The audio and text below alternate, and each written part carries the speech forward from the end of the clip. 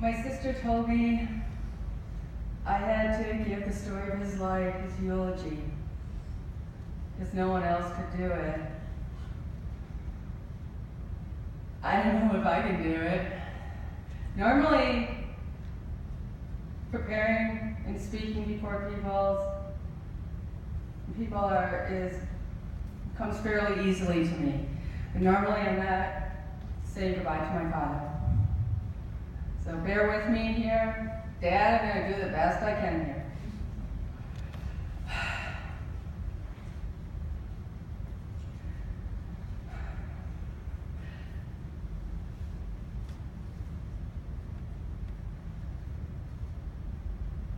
Things that,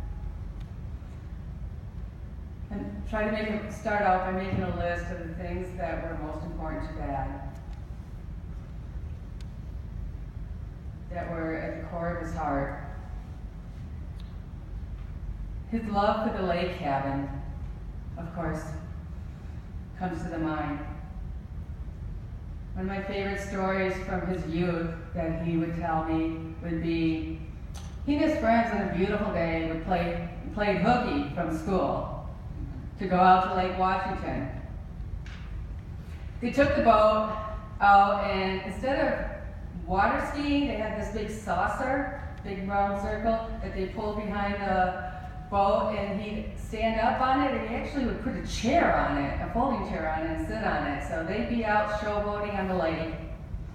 And they were going back and forth in Lake Washington in front of the grass island there, and looked at the lake cabin, and who was standing at the end of the dock? But his dad, Grandpa Jay. I said, so is he waiting? He said we put back, we immediately brought the boat in, but by the time we got the boat in, he'd gotten in his car, headed back to St. Peter. It was enough that he knew that we had seen him. So, and in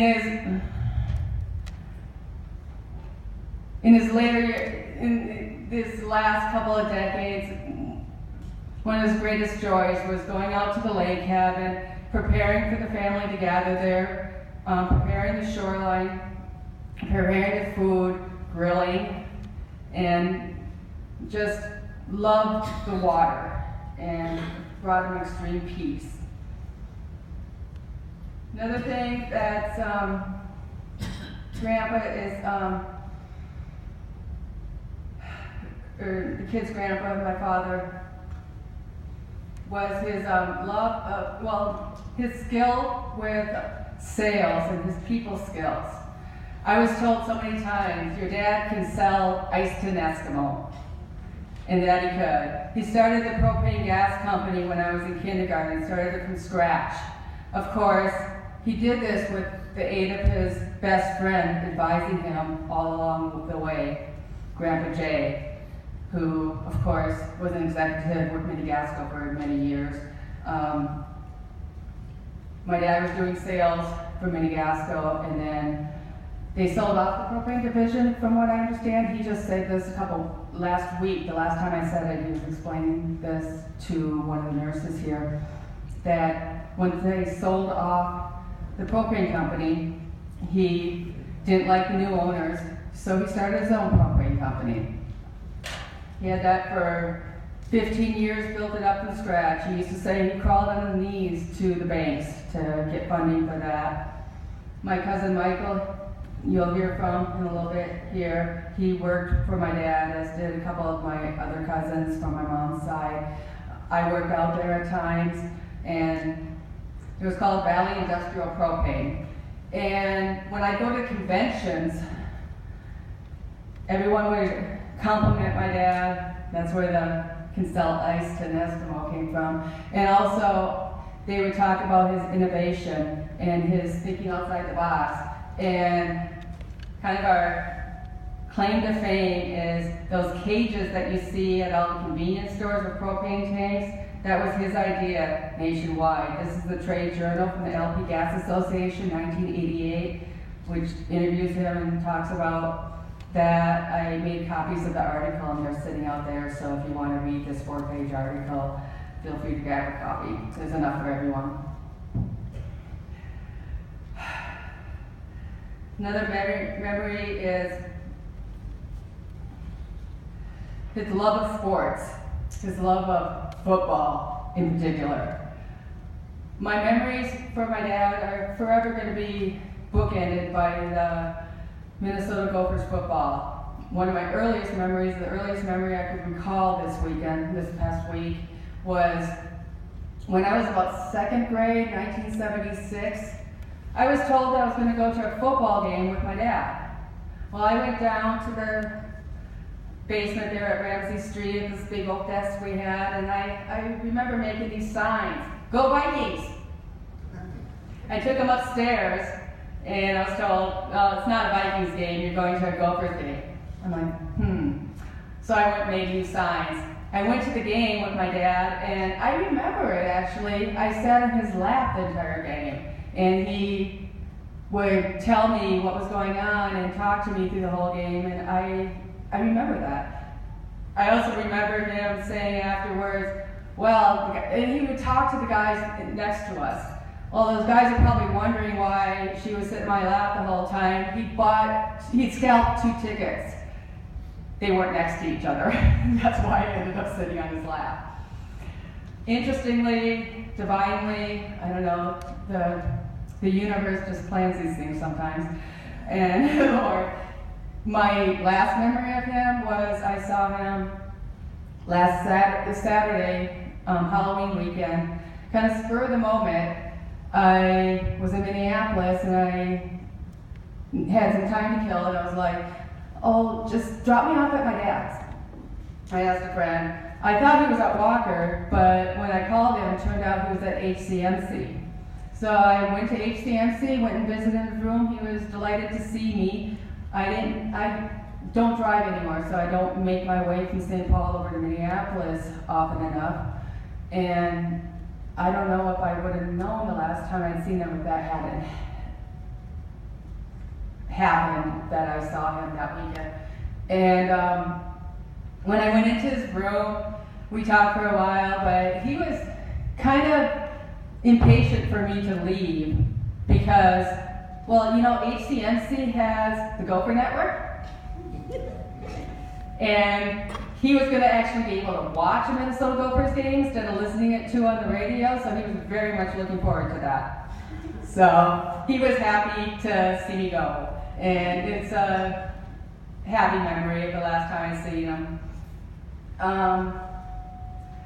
But his love of football, Minnesota Vikings. I remember my parents had matching snowmobile suits with red and blue stripes on them, kind of like Evel Knievel. And they'd go to Met Stadium and they'd watch he had the tickets that he inherited from his father, Grandpa Jay. And eventually he got 4 more tickets and we had 6 tickets, but that was when it was at the Metrodome. And I remember going to Met Stadium, I remember going to the Metrodome, many Vikings games. Of course, us kids already got to go to Tampa Bay Buccaneers and Detroit Lions, the teams that kind of sucked in the 80s.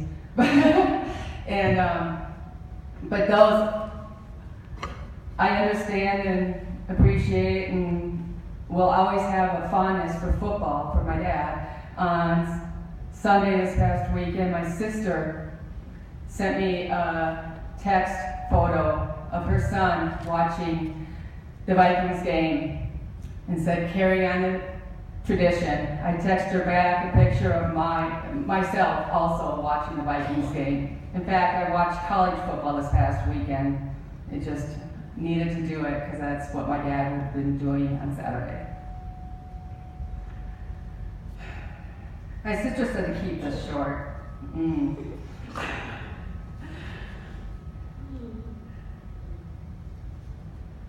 I guess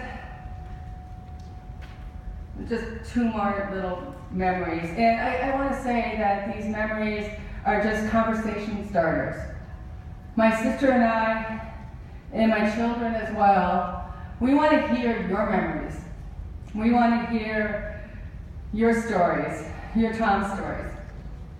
And we're very much looking forward to that as we fellowship afterwards. We have food reminiscent of the lake cabin, a spread of food, and we'll be playing cards. Pepper, of course. So everyone's invited. Another memory is anytime we went out with the family to the Vikings game, the state fair, the Renaissance Festival, when somebody came up and slapped my dad in the back and said, "Hey, Stewie!" I was like, friend from high school, huh? That was his high school buddies, always called him Stewart. Lastly, his relationship with his parents is very inspiring. His dad, as I mentioned before, was like his best friend. He was honestly lost once we lost Grandpa Jay. And his mother, back in 1999, my dad had ended up in the HCMC ICU unit on life support. Grandma Nadine laid over his body for days. We couldn't tear her away from him, praying. She's a very strong Christian woman, very strong faith. At one point, the doctors were telling my sister and myself that it was time to consider pulling the plug. We weren't ready. The doctors were like, okay, we'll give you another hour or two, I don't remember exactly, and we'll come back and talk with you again. During that time, his organs started going on the line. His kidneys started pumping out fluid, and all his organs went back online. And he survived, and he recovered nearly, well, fully. And the doctors at HCMC ICU unit called it a miracle. And believe me, they've seen it all if they call it a miracle. For a while, I'll be honest, I was kind of wondering why, because my dad was still kind of leading his lifestyle that had led to him being in the ICU at HCMC in the first place. And then my grandma, Nadine, was at the beginning stages of Alzheimer's. And my dad was the only person who could get her from point A to point B oftentimes. Aunt Karen and Uncle Maury would call her down to St. Peter. And I was like, okay, Lord, you had a plan. You had a plan. And his mother, Nadine, I don't think I need to tell most people in this room, was a woman of very strong faith. And it's very comforting that although he didn't necessarily have the same flavor or outward expression of his belief in the Lord that Grandma Nadine did, in these last few years, he would turn on Charles Stanley on Sunday morning. He had his own relationship, and that has brought my sister and myself comfort this week to know that. So,